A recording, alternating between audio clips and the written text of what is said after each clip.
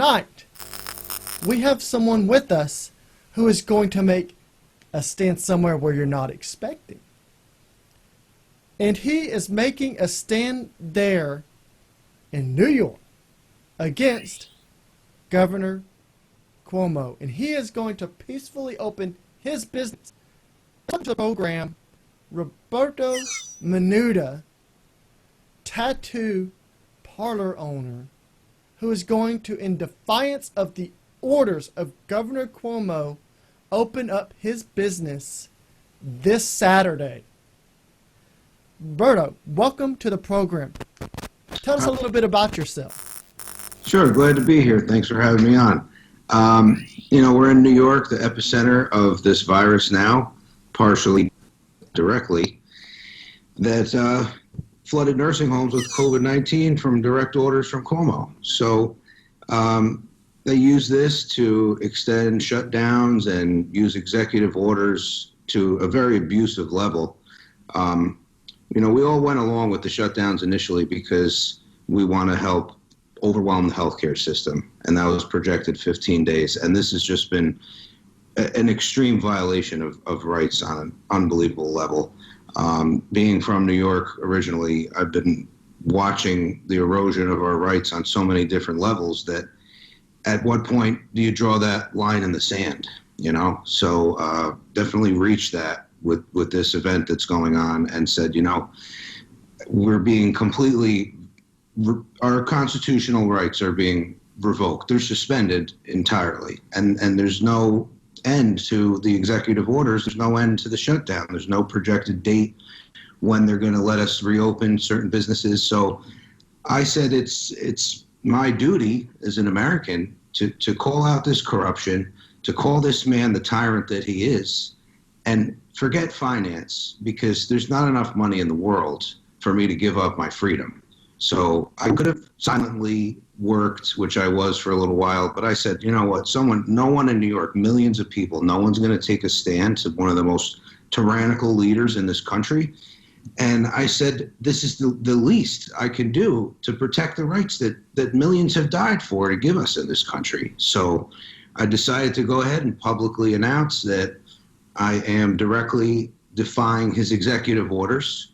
I stand in complete defiance. I'm even having what I consider a New York freedom rally to rally patriots, oath keepers, and anyone that's just a freedom-loving American to come and stand in solidarity. And hopefully we have the law enforcement upholding their oath that they took to the Constitution. I'm not going to break any laws by doing this. We're violating executive orders. And I have no problem dealing with the consequences that come along with it.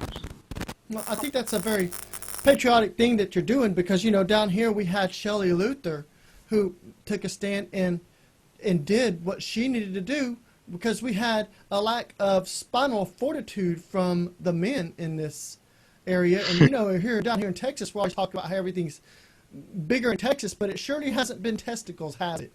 So I think that what you're doing is great because to me it's extremely courageous because you are going against somebody who's openly mocking you.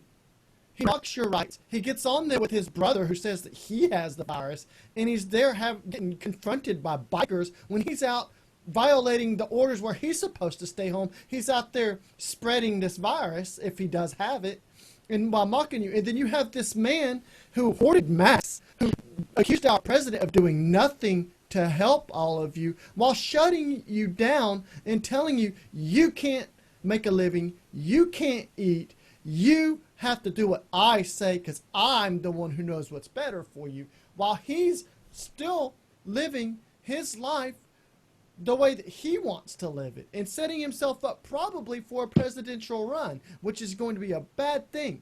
And I think that you have making this stand, and everybody there in New York needs to stand not behind you but with you.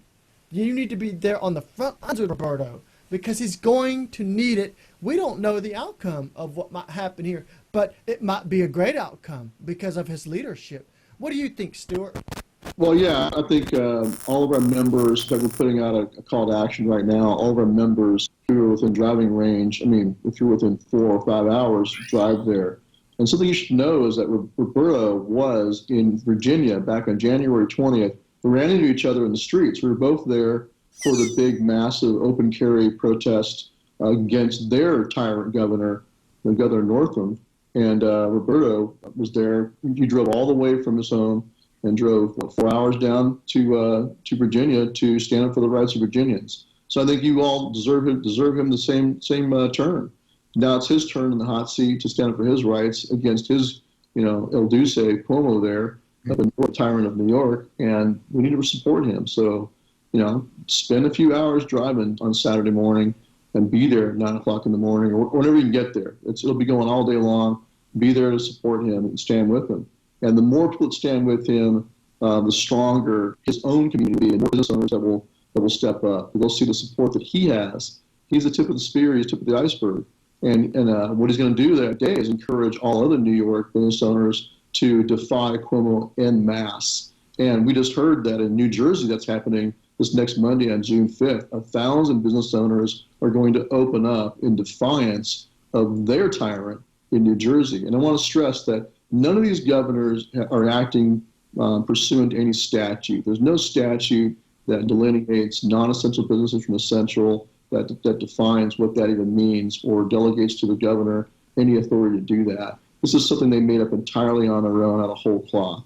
And so it violates the core principle of Republican government that the legislature makes the law and the executive branch enforces it. And on top of that, it violates due process, protection of the laws, and our core fundamental rights to live our lives. The search of life, liberty, and pursuit of happiness. And so, I think it's incredibly important to support those who step up and stand up. Like here in Texas, there was a business owner, I'm going to correct you earlier, it wasn't just Shelley Luther, there was also a gym owner here in Granbury, where I'm at right now, in Granbury, Texas, who stood up. Mr. Hebert, who's a former police officer from Louisiana, who opened his gym in defiance of the governor's order, and he was threatened with arrest by locals here, by local authorities, and we showed up and defended him, and we were there when he opened his gym, and the police didn't even show up. He was not arrested. Later, they did try to revoke his permit to have his business permit, but then the public outcry was so intense that they acquiesced and went back on that threat. And so he now has his business open with no penalties, no threats whatsoever. So it's very important to support people. The more pressure you put on these politicians, like you said earlier, Cuomo's running for president. So he's looking at a big backlash from business owners and supporters in New York that what he's done has gone too far. That's all they really care about is whether it's going to hurt their political career. They don't really care about the Constitution. So, but hats off to Roberto for doing the right thing. We support him completely. Exactly. Now, let me ask you a question real quick, Roberto. You know that there's possible risk that this could turn sour. Let me help everybody to understand in your mind and in your body and soul what makes you still push forward to do this despite the uncertainty this could go the opposite direction. I have 2 children. They're 4 and 6 years old. I have a wife, and I look at them and I know that their future is uncertain. Actually, it is pretty certain if we continue down this path, and it's very grim. And it's a future without freedoms. It's a future living under tyrannical dictatorship, and it's a future without a constitution. Because as of right now, all of the funding principles of this country are suspended, at least where I am. So, knowing that, the only fear of consequence I have with an event like this is someone not acting appropriately that represents a patriotic movement. I don't have fear of arrest or fines or what may come down the line with the repercussions of what I'm doing. So it's for my children's future. It's for the freedom that, like I said, previously, that so many died to give us. That it's fundamentally the most important thing in my life to do this. This is definitely just not giving me any form of positive impact as far as finance or anything like that. But that takes my seat when it comes to the freedoms for myself and the future generations in this country. I believe that that's extremely honorable, and I salute you for that. I am extremely appreciative because with you doing this, you're not just representing the New York residents, the New York constituents. You're representing all of us. It's just the same as when you serve in the military. You're not doing it necessarily for just yourself. It's for other people. It's because there's nothing more great than serving people and serving them rightly. You know, Jesus Christ said that there's no better thing than to lay down your life for another. You know, and you think about how all of the most respected things was servicemen. And you are one like that now. You are an oath keeper because you are out there taking a stand and doing what our forefathers did, not taking what they tell you to oppose tyranny. And I think that you are doing a very good service to your country. Stewart, what do you think? Well, Robert, we're proud to have him as a member of Oath Keepers. And as I told him a little while ago before we got on with you, I'm going to designate him as a lifetime Oath Keeper. And I'm not going to say we're going to comp him a lifetime membership because he earned it. He's earning it right now. So we're honored to have him as a member of Oath Keepers. And he showed up in Virginia and, put his boots where his convictions are, and he's doing it again right now. So we, like I said before, we have to make sure that we support him fully. Whatever comes in the future, we're going to be there right with him. And if it comes down to if he has to wind up going to court, we're going to support him in doing that. We'll help raise money for him, and we'll show up at as we have to do. And knock on wood, hopefully Cuomo backs off and realizes he can't win, especially if more New York business owners step up. But Robert, you've got some support in your local community, right? Who's coming out there to support you so far?